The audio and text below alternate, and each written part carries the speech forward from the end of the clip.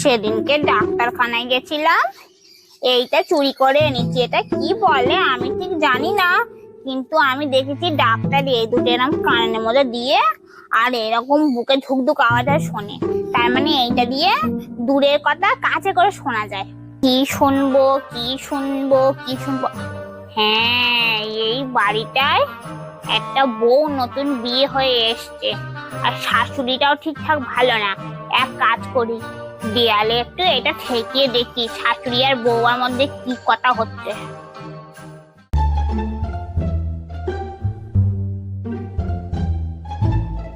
ও বৌমা শোনো, আমাদের পাড়ায় একটা মালতী বলে মহিলা আছে, বাড়িতে আসলে একদম ঢুকতে দেবে না, খুব বাজে মহিলা।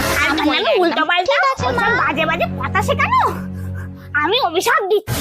যে বউকে শেখাচ্ছিস ওই বউই একদিন টোটোওয়ালার সঙ্গে পালাবে, তোমরা জীবনে ভালো হবে না, সংসারে আগুন লেগে যাবে।